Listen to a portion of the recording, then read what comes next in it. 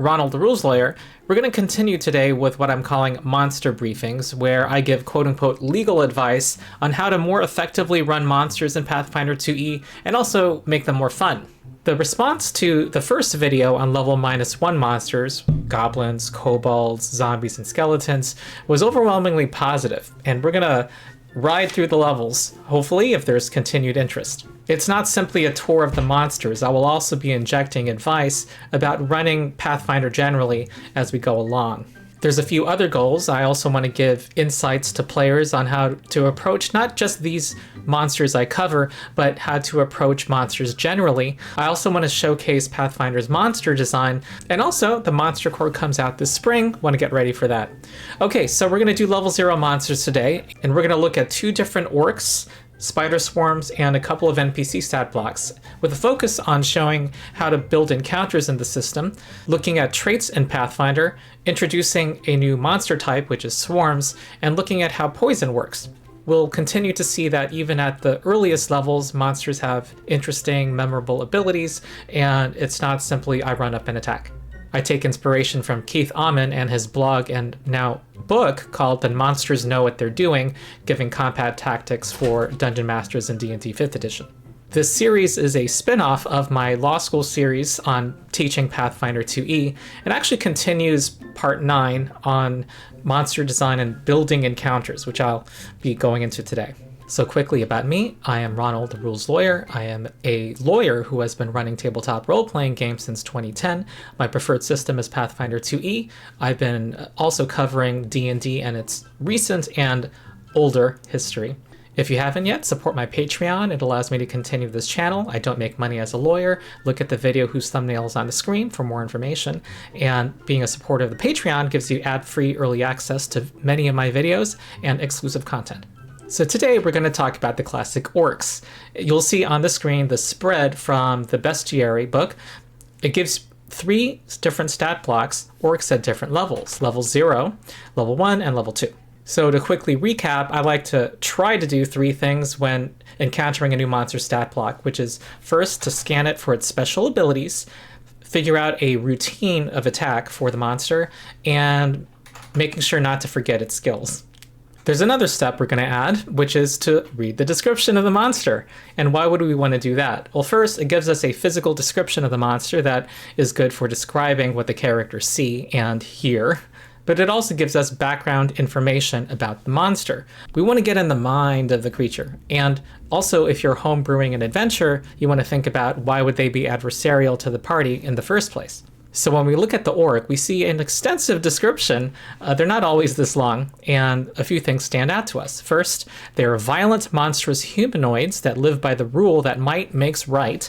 We are told that they tower over most humanoids and look practically custom-made for violence, with a rough flesh, sturdy bone, and iron-hard muscle. While militaristic, they lack discipline, and they typically lose their heads in the heat of battle. They also have strong bonds among themselves based on kinship, but that same thing also leads to infighting among various groups of orcs. The influence of J.R.R. Tolkien continues. If you're homebrewing an adventure, they can be a wandering hunting party or a war camp divided by factions. Also, when you're dealing with humanoids generally, it's always good to look at their languages, because you want to know whether they can parlay with the party. The Orc Brute, the weakest monster, only knows Orc. Also, the Orc War Chief, the other stat block we're looking at, knows Common as well. They probably learn it out of necessity, and they probably speak it with difficulty, it would be my guess. That also suggests to me that they may be more intelligent and more cunning than their peers. Although their intelligence score doesn't reflect that, I like to think that they are. As you can see, we're given 3 different stat blocks, letting the GM create a variety of orcs within even a single encounter. Orc brutes are the undisciplined rank and file and make up the bulk of an orc warband. Orc warriors are better trained, and orc war chiefs are the leaders of hunting bands. Now let's make an encounter with these orcs. So an overview of building encounters. It's very straightforward, especially compared to previous editions of Pathfinder and D&D. You set an XP budget based on the encounter threat you're looking for, from trivial to extreme, which gives you a target number, and then you meet that target number by adding in monsters The monster's XP is based on its relative level to the party.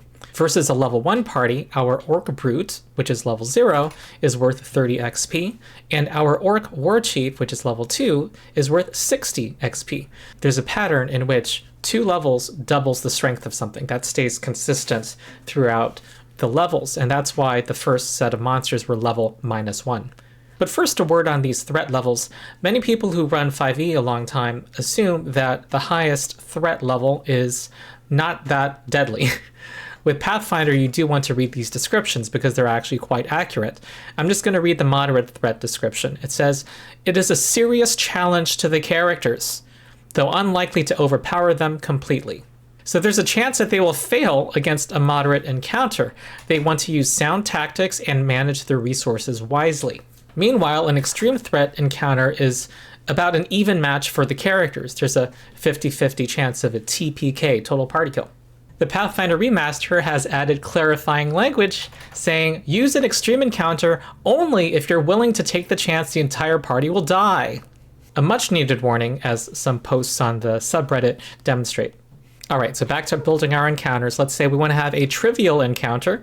Well, we can give 1 Orc Warrior, 40 XP. For a low threat encounter, we need 60 XP of creatures. We can have 2 Orc Brutes worth 30 each. For a moderate encounter, we need 80 XP, so we can have 2 Orc Warriors for 80 XP. For a severe threat encounter, 120 XP, we can have 2 Orc Brutes and 1 Orc Warchief.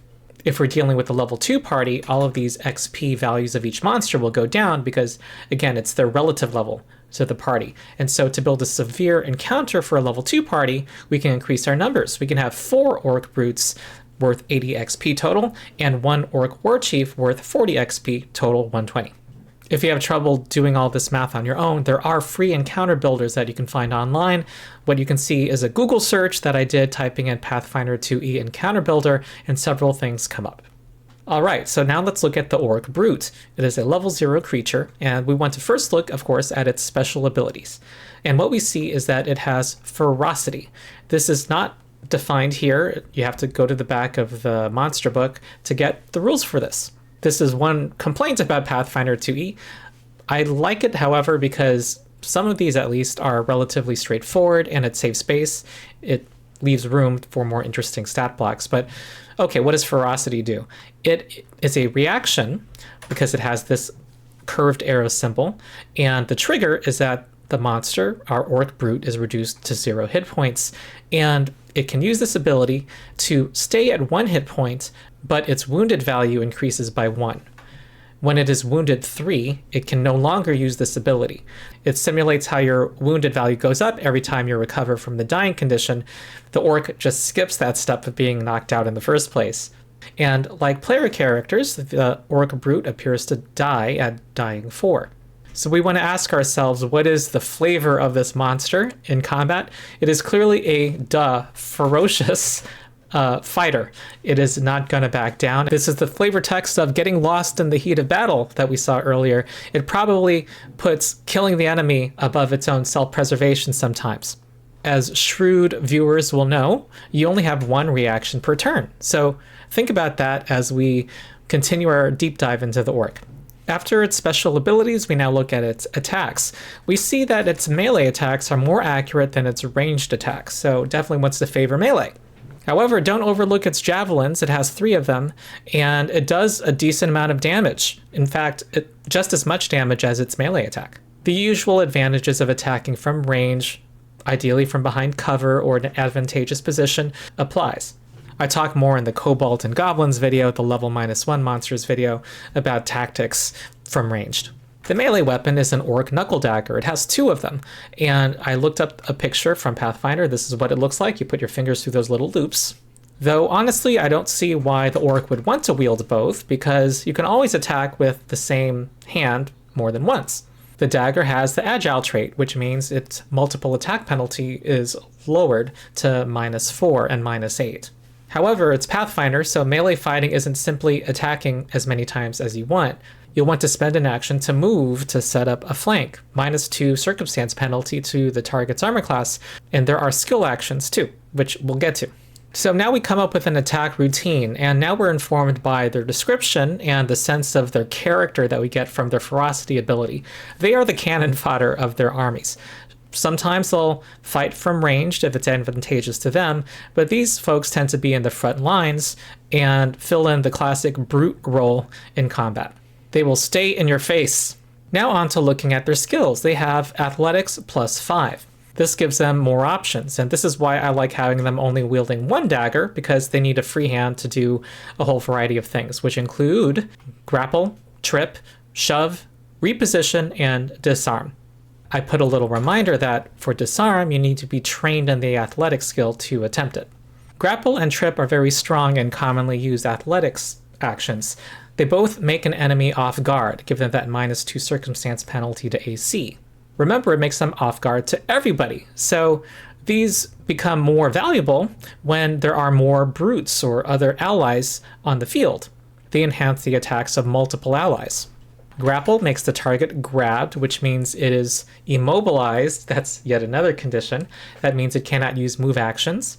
Being grabbed also means that you cannot use manipulate actions. That means using your hands to do something without a chance of failure. A critical success on grapple makes the target restrained, which is pretty devastating. They cannot do any attacks or manipulate actions without breaking free first. Trip knocks the enemy prone. That gives a -2 circumstance penalty to the target's attack rolls. Also, to remove the condition, in Pathfinder 2e, you have to use one whole action to stand up from prone. Removing the grabbed condition requires an action also. It requires escaping, and that is not guaranteed, and it has the attack trait, the escape action does. So it contributes to the multiple attack penalty. So it's a very strong debuff against a foe who you don't want to deal damage, because if they choose to escape first, their first attack will have a -5 or -4 penalty. For more info on the power of grappling and tripping, watch any video published by my friend Swingwhipper. Note that the Orc Knuckle Dagger has the disarm trait. Many weapons have a trait that keys to one of the athletics skill actions. That means that you can actually do the action with the weapon itself. You don't need a free hand in order to do it. I will not go into detail on the disarm action. I'll just say really quickly, you need a critical success to actually remove the weapon from someone's hand. It's something they'd want to do if they encounter someone with a particularly frightful weapon. The Orc Brute also has an intimidation skill of +2. The demoralize action is a strong debuff of enemies that lowers all of their statistics temporarily. Gives them all a status penalty to all of their checks and their DCs, including their armor class. The problem here is that you have a -4 circumstance penalty if you do not speak a language that the target understands. Because the Orc Brute only knows the Orc language, it's probably not even going to think it's going to be that effective against most people they meet. So we've been talking about tactics for this stat block, but how intelligent should a GM play a monster? One good reference point is first the description that we read. I think that's number one, but also we have the intelligence score. The Pathfinder Remaster has removed ability scores and replaced it with only the modifier. So a +0 is average. The Orc Brute's -1 means it is below average. So take that into account. You are the GM, it's your call. There are many factors that go into deciding whether an Orc Brute will be tactical. Having an Orc War Chief on the field could be one factor, of course. However, I personally like to inject some randomness and also absolve myself of responsibility for their decisions by rolling a die and see whether it would be equal to or lower than what would have been their intelligence score in classic Pathfinder 2e. In this case, 8. So if they have an intelligence of +4, that's really a score of 18. That's a 90% chance they're going to be tactical instead of relying on instinct, let's call it. I'll note one thing that's not here for the Orc, and it's significant. There is no stealth score. There's many monsters that have stealth scores who usually want to avoid confrontation, and the Orc doesn't. That tells you something about their character.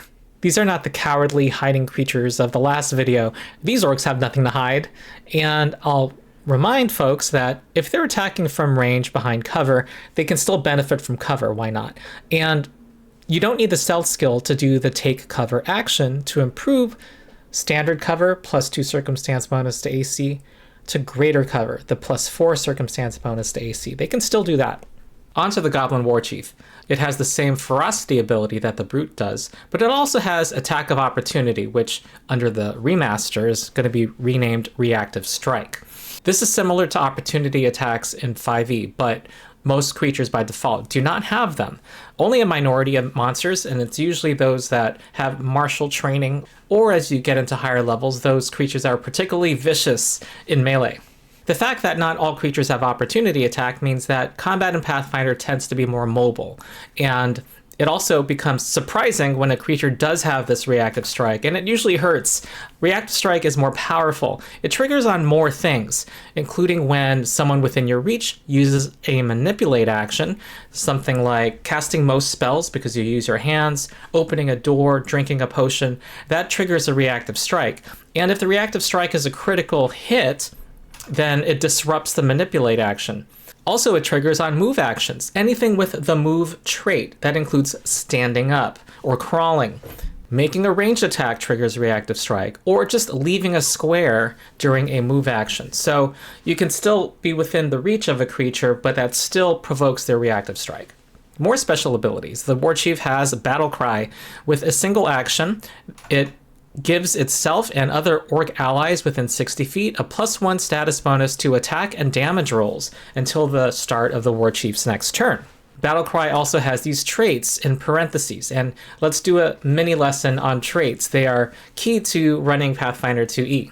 They involve cross-referencing somewhere else to look up the trait, and Pathfinder books have what I call gloss dexes. They have definitions like a glossary, but also point to page numbers like an index.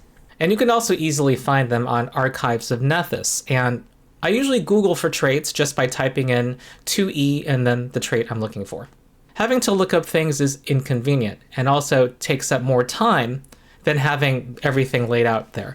However, it also speeds things up in the long run because you will know many of these traits by heart eventually. The simpler ones, at least. It also makes the interactions between different rules elements more clear. So from the previous video, zombies were immune to effects with the mental trait. That means that actions that have that same tag, mental, have no effect on the zombie. So doing a feint, trying to fake out a zombie to make it off guard to you, has no effect because feint has the mental tag on it and zombies are immune. All right, next we move on to the Warchief's attacks. We see again that its melee attacks are more accurate than its ranged. The Javelin, however, is not something to sneeze at. It has 6 javelins and it does a good amount of damage, and it has a 30-foot range increment. We also see both a weapon and a fist attack, and that prompts me as a GM to check out whether that weapon is two-handed or not. And as it turns out, a Great Club is two-handed. Now, this is something I think Pathfinder 2e should be clearer on in its stat blocks. Why is this important? It's a free action to release that hand to make a fist attack, but it costs an entire action to restore your grip on a two-handed weapon. Two-handed weapons tend to be stronger, either they do more damage and or they have better traits or more traits. That's the reward for the lower flexibility of two-handed weapons. The Great Club has the backswing trait. This lets you recover from a miss. It gives you a +1 circumstance bonus on the next attack you make with that Great Club before your turn ends. The Fist has the Agile trait. That means it has a lower multiple attack penalty. However, if you open with a Great Club and miss with the Great Club, then making a second attack with a Great Club will have the exact same total bonus. So the Warchief's probably going to be using the Great Club in the vast majority of situations, because taking your hand off of it and restoring your grip, which not only costs an action, it also is an interact action. It has the manipulate trait. It can provoke reactions from enemies, so you don't want to have to do that. So we see a routine here for the Orc Warchief. It will want to use Battle Cry if it has allies on the field, Orc allies. It wants to use its Great Club, its most damaging and most accurate attack. Probably wants to set up flanking to make an enemy off guard before swinging. Their ferocity suggests to us that they favor offense over self-preservation. They're going to make more than one attack when possible. However, again, melee is not simply swinging hard. We're going to look at their skills. First, they have the survival skill, which helps them track prey. So here's our orc hunting band. They also have an athletics of +8, so they can grapple, trip, shove, reposition, disarm. However, all those things require a free hand, but because their great club has the shove trait, they can shove without letting go of the club.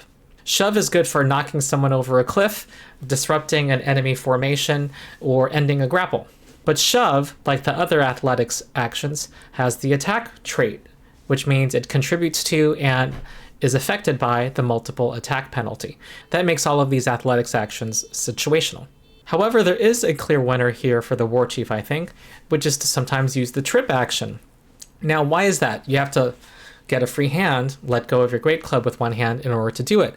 Well, it knocks the enemy prone when you succeed, and that enemy is very likely going to want to stand up. And we remember that the Orc War Chief has reactive strike, attack of opportunity, and can make an attack using its full accuracy outside of its turn when an enemy tries to use a move action like standing. So the War Chief forgoes making a strike, making an attack, in order to make an attack, and leaving the prone enemy debuffed against all of its orc buddies, who can now whack on it while they're on the ground and off guard.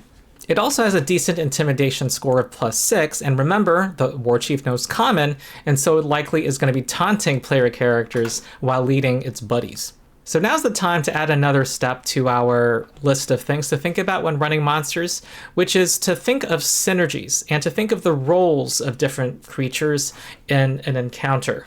The Orc Brute is a brute. It wants to run up to enemies and do lots of damage, whereas the War Chief is kind of a brute and also kind of a leader on the battlefield. Think of them as a bard, the way that they can inspire their allies to hit harder and more accurately. And in the GM core book, in the section for designing creatures, it actually lists some templates for different kinds of roles in the game, including brute and soldier.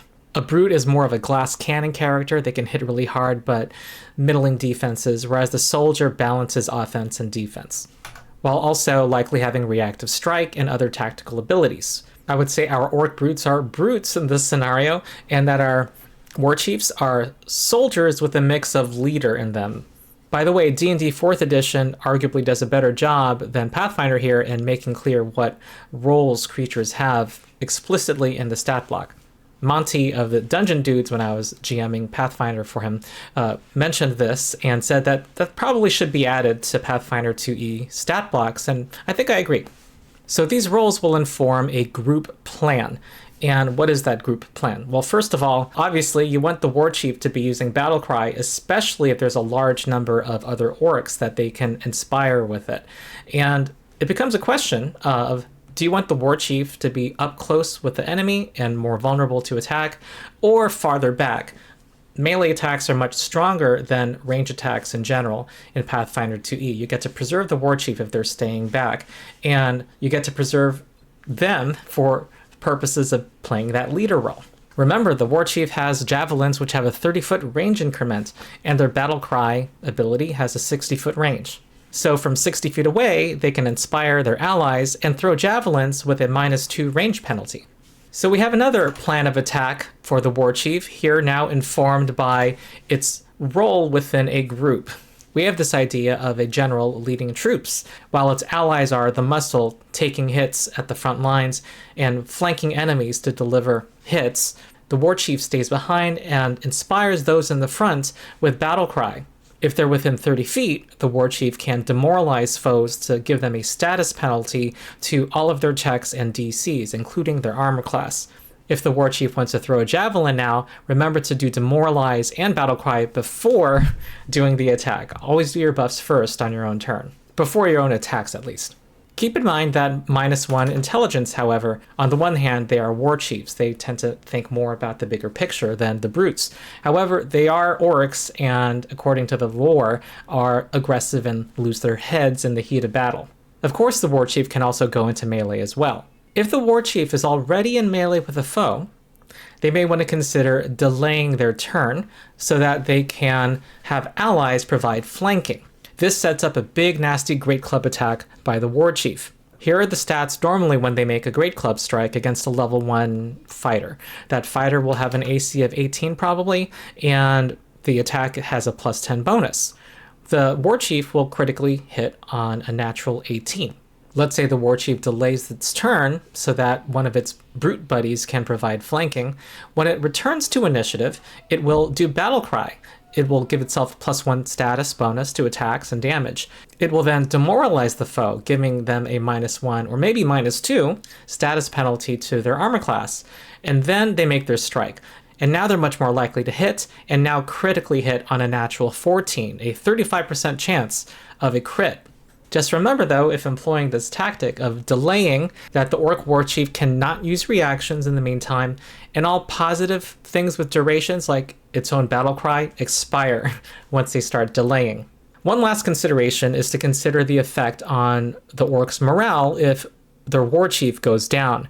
The brutes are going to be considering running away at that point, their leader's down. Remember, we learned how disorganized they are. However, this is kind of at odds with their bonds with each other and their innate ferocity. So make a call as a GM.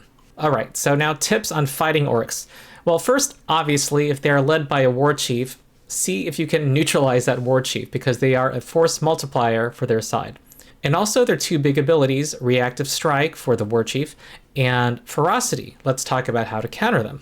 Reactive strike has several triggers, and one move action that you can do that doesn't trigger reactive strike is the step action. It's in the description of the step action itself, where you would move 5 feet as long as there's no difficult terrain and you don't provoke reactions based on movement. In 3rd edition D&D and 1st edition Pathfinder, this was called the 5-foot step. But here in 2E, it takes up an entire action. Another tactic is to direct its reactive strike to a tankier character in your party. So let's take a scenario. An Orc War Chief walks up to a wizard, and the wizard is next in initiative and wants to cast a spell. The wizard can delay their turn so that the fighter goes up. The fighter then raises their shield and moves around the orc to bait that reactive strike. The War Chief then tries to hit the fighter, and if it hits, well, at least it's the fighter. They're tougher than the wizard, definitely. And the War Chief only has one reaction. So now the wizard is now freed up on their turn to cast a spell without fear of being hit in the face while doing so, and getting their spell possibly disrupted. Now, speaking of having only one reaction, their ferocity ability is a reaction. So how do we counter it? Well, first of all, plan to knock out that orc twice. If you have only one good hit against a foe and they're right after you in initiative, don't waste your time. And you may want to plan ahead so that you and possibly another ally, in case you miss, can both hit that creature. Another thing is to bait its one reaction. Remember, they have reactive strike. So back to our scenario. The fighter can provoke reactive strike from the foe so that the wizard can cast magic missile, now called force barrage, into the Orc War Chief's face. That is now a killing blow because it can no longer use ferocity. And remember that characters can delay in Pathfinder 2E, move in initiative in order to do these things. And as is almost always the case with special monster abilities, there is some kind of spell out there that is particularly effective against it. There is a spell called Laughing Fit, formerly known as Hideous Laughter, that causes foes to not have reactions, even when they succeed on their saving throw. So you can actually land this on an Orc War Chief, and if you bring them down to 0 hit points, they literally die because they're too busy laughing to use their reaction. And lastly, I'll point out that the Orc Brute that we saw earlier has a very poor will save of only +2, so they're particularly susceptible to mental attacks. So that's that on Orcs. We're now going to talk about how Pathfinder 2E handles swarms, large masses of very small creatures. By the way, there are rules in Pathfinder for troops, which are organized collections of larger creatures, things like a group of city guards. We won't have time in this video for this. If this series continues, then we'll get to one of these. So first, according to our methodology, we look at the spider's description, and it doesn't say much. We just learn that they're attracted by food, and also later when we see their special ability, we see that they create webs to trap their prey. No surprises here. Next, when we look at its special abilities, I'm going to point out here that it's important to keep an eye out for important traits. And here we see the swarm traits. That means looking up the swarm trait, and don't freak out if you are learning Pathfinder. You're going to learn these traits over time. The animal trait, by the way, has no independent effect. It's just something for other rules to refer to. Here is the swarm trait. We see that it is a mass of creatures, that its individual creatures are usually tiny size, and that it can occupy the same space as other creatures, and it must do so in order to use its damaging action. Swarms typically have weakness to effects that deal damage over an area, and we'll see that in this spider swarm stat block. Archives of Nethys incorporates the errata, which adds that swarms are immune to the grappled, prone, and restrained conditions. You can't grapple a swarm, which actually was possible under rules as written when the game was released, which was hilarious. As you can see, a lot of these traits are kind of intuitive, and I usually look them up to confirm something that I correctly guessed. However, some of these things you have to look up in Pathfinder are more complex, things like swallow whole or troop rules, and we'll get to those over the course of the series if it continues. Meanwhile, you can probably find a lot of your rules questions at the How It's Played channel, which everyone should subscribe to, by the way. Back to its special abilities. We see that it has resistance to bludgeoning, piercing, and slashing damage, so pretty much all effects by physical weapons are going to be at a disadvantage here, and bludgeoning weapons are the least disadvantage. They are the preferred weapon by martials in this case. The resistance is only 2 as opposed to 5 for the other ones. Don't bring a knife to a cockroach fight. We also see that they have weakness to area damage and splash damage. And the way that these work, resistances and weaknesses, is that once you total the damage, you add or subtract, depending on whether it is a weakness or a resistance. Area damage comes from any spell that affects squares, entire squares, and splash damage will be clearly labeled so. So the spell Acid Splash can be cast on a spider swarm. It does 1d6 acid damage plus 1 splash acid damage. Because it has weakness 5 to splash damage, it effectively does 1d6 plus 6 damage if you can hit the swarm with this. In the remaster, Acid Splash has a spiritual successor called Caustic Blast. It affects a 5-foot burst. 5 feet is a radius, so that means it affects a 10-foot by 10-foot square on a battle grid. Every creature in the area takes 1d8 acid damage, and we'll add 5 to that if one of those creatures is a spider swarm.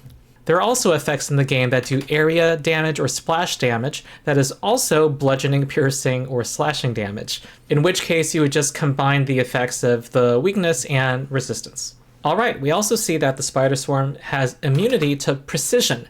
There is some damage in this game that is called precision damage. Damage from a rogue's sneak attack, for example, or from a ranger with the Precision Hunter's Edge ability. Which makes sense when you think about it. Precision has to do with looking for a weak spot on a single creature. We also see that it has immunity to Swarm Mind, which when we look it up, basically says that if a mental effect affects a specific number of creatures, like 1 creature or 5 creatures, it doesn't affect the swarm, which has a multitude of creatures, which makes sense. Next we see that it has the Swarming Bites ability. This is the swarm's damaging action. Remember, they need to be in the same space as another creature to inflict this on them, and they are large size swarms, usually are. That means they occupy a 10-foot by 10-foot square on a battle grid. So they get to use Swarming Bites against every creature that they share space with. When doing so, they do 1d4 piercing damage, and all of the targets do a DC 14 basic reflex save. A creature that fails its save is exposed to spider swarm venom. So here's where we get to learn about poisons. Poisons are an affliction in Pathfinder 2e. Affliction refers to things like diseases, curses, poisons that have stages. You'll see stage 1, stage 2. And they progress up and down on the track until you can shake off the affliction. So it's not like 5e where you just take some poison damage and that's it. Poison can persist and be very annoying in 2e. When you're exposed to poison, you must make a fortitude saving throw.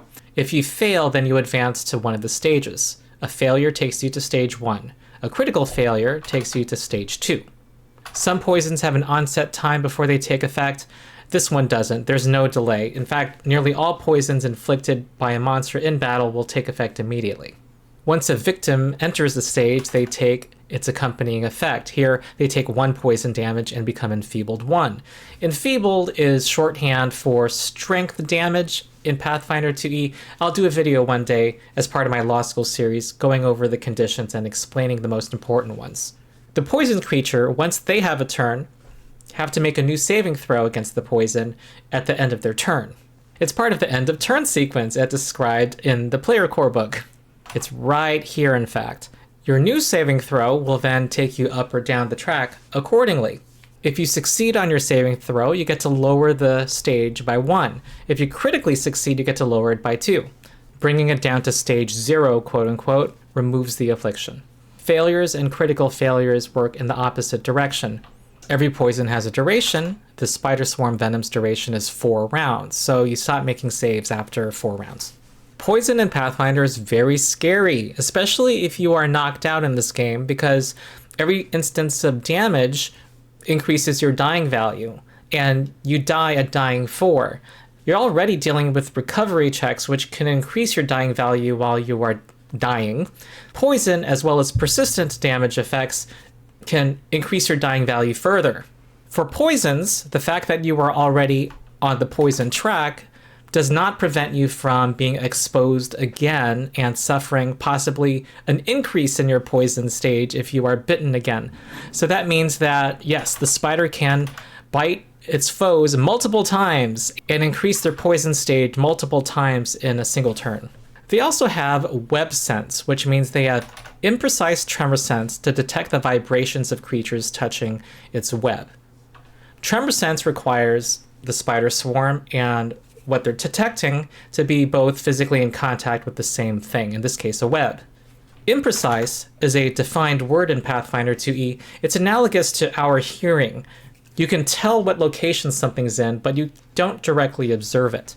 That interacts with the rules on vision and stealth, which I do a whole video about.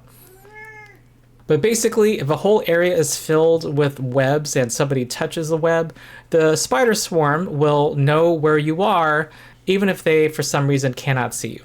Now, what is the spider swarm's plan of attack? Well, it's dead simple. Walk up to things, crawl up to things, and bite, bite, bite. There's nothing sophisticated about this. It'll probably favor closer enemies than farther away enemies. So, by the way, when you're fighting spider swarms, you want to spread out. This is confirmed also by their intelligence modifier of -5, which is 0 under the old system. And in general, when I see an intelligence of -5, I usually run a monster purely on instinct. Note that this is not the same as being mindless. We don't see the mindless trait anywhere or immunity to mental effects. That's a different thing. Lastly, don't forget skills, and here I'm a little stumped. There's a reason for spiders to be stealthy, but I don't see what they would be doing with acrobatics or athletics, to be honest. If somebody watching has an idea as to why those were listed, inform us all. In fact, that's why I make videos, to get my questions answered. So lastly, I just want to highlight briefly NPC stat blocks, non-player character stat blocks in Pathfinder 2e. Pathfinder released a book called Game Mastery Guide, which has a library of NPC stat blocks at the back. Sadly, the new GM core book does not have such a library, and I think it's probably an idea that I would totally buy, by the way, of a future NPC codex. They had an NPC codex for Pathfinder 1st edition. Would be great to have one for 2e. I'm not going to say a whole lot here, but just showcase that it's very easy to make notable, memorable encounters with the NPC stat blocks that you find here. They are grouped by category. Here we see the 2 pages for laborers, and each stat block has its own unique ability. A servant, for example, can raise a shield using a serving platter, and we'll go over a couple of others. But basically, when you're homebrewing adventures in Pathfinder 2e or improvising an interaction with a townsman, then you have these stat blocks at your disposal. And when we see their special abilities, think about how you would design encounters with them and design terrain.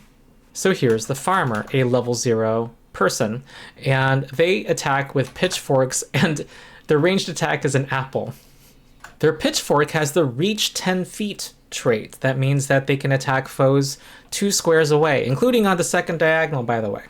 Now I'm going to assume that the pitchfork is a 2-handed weapon because it's a reach weapon. There's no one-handed reach weapons in Pathfinder 2e that are simple weapons accessible to commoners. Again, I think Pathfinder should be better at this, especially since pitchforks are not defined in the game. And here's their special ability, to pitch bail. Instead of pitching a bale of hay, they're pitching a person. So if their last action was a successful pitchfork strike, with another action, they can move the creature 5 feet and make the target fall prone. The person can make a saving throw to prevent falling prone. A critical success also prevents the forced movement. This can lead to very fun fights, as you can imagine. Next, we have the Dockhand, who has a signature ability of hefting crates. If they're adjacent to a crate, they can pick it up and heave it up to 15 feet, and it explodes in a 5-foot burst, doing 2d6 bludgeoning damage. So they're great against spider swarms. They also can take a swig, and both of these things, by the way, take 2 actions, but a swig gives them kind of a rage-like ability that gives them a bonus to damage rolls and saving throws against fear. It also makes them clumsy 1. It's like a dexterity penalty, which includes a penalty to their armor class and reflex saves. Their attacks are fists and bottles, and as you can see, they're the perfect stat block for people in a bar brawl. You can use the heft crate ability on a table in the bar, in fact. The area also becomes difficult terrain until cleared. When building an encounter with farmers, consider terrain where positioning really matters, like being able to push somebody off a cliff, or giving the farmers allies who have reactive strike, so that when the farmers knock someone over, they are struck while trying to stand up. So that's kind of it. This video took longer than I initially hoped, but hopefully the future videos, I'm gonna go less in detail over some of the basics and go straight to the fun abilities. Please leave comments. Suggest to me other monsters I can cover. I favor those that are classic D&D monsters where Pathfinder has a new and interesting take, those that teach new mechanics, and those that are just really awesome and really highlight Pathfinder 2E's monster design. If you haven't yet, like and subscribe. Also support my Patreon. You'll get early access to many of my videos, ad-free, and access to exclusive content. Also, join my Discord where we talk Pathfinder 2E and other gaming. You can also play Pathfinder 2E there. We have a drop-in, drop-out organized play system. So that's it. I've been Ronald the Rules Lawyer. I'll see you next time.